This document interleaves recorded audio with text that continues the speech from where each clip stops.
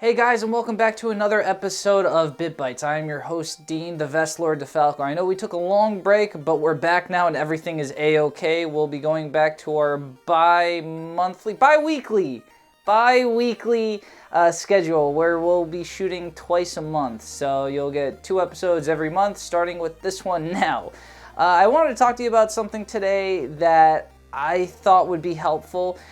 Because I was talking about Steam games a couple months ago, and you have Steam curators for that, so what do you need me for? There's tons of guys on the actual app that can help you out. However, people who can't help you out are with DS games, specifically original DS games, mainly because if you go to any video game retail store, including GameStop or EB Games, or they're the same thing, but any mom and pop store, the DS games are normally pretty cheap nowadays, and the cool thing about that is that you can get really great games for super low price. Now, the game I want to talk about today is the one that I just had in my hand that I'll bring back, is Henry Hatsworth, made by EA Tiburon. These guys normally do sports games now, but back in the day they did some cool stuff like the Nuclear Strike and Soviet Strike games on the Sega and Sega Saturn.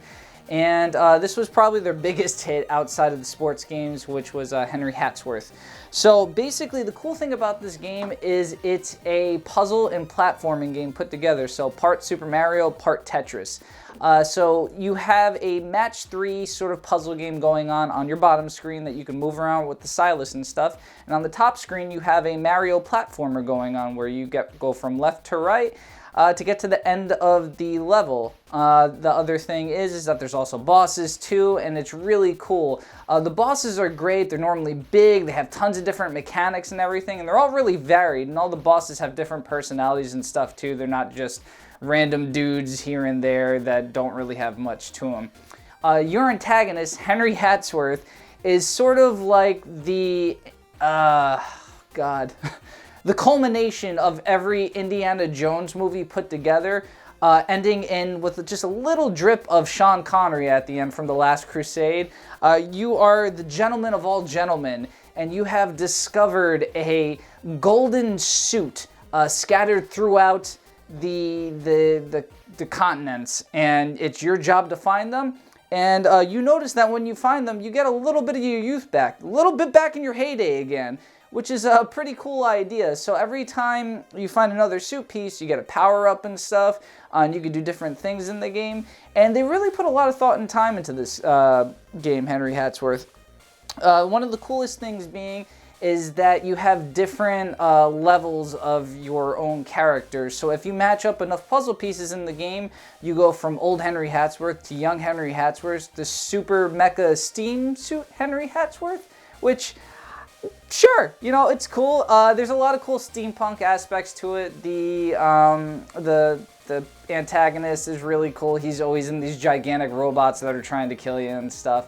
Makes for a lot of really cool boss battles. Most of them are bigger than the screen, so you sort of have that Kraid from Metroid thing going on where the sheer scale of it doesn't fit. You're just seeing like specific body parts come across. Really neat stuff. I couldn't recommend the game more, and if you want to pick it up, I did check on various gaming websites recently. It goes for about $4.50 to $5, so you can't go wrong. That's for a loose cart. Now, if you want it with the box, you can go on Amazon and probably pay anywhere from $20 to $25, which is cool, and I mean, it looks nice. It has a really colorful box. The back is really nicely lit up and shown off and everything, which is cool. I also got it with the... manual too, which is nice. Not all of them come with that. If you want, you could probably find new old stock. However, you're probably going to pay premium for that. So if you just want to play the game, $4 to $5, there you go. You can have it all to yourself. We're going to be doing more of this stuff throughout the months coming up. Probably once a month we'll talk about DS games. So till next time, guys, keep playing games, and we'll see you in the next episode.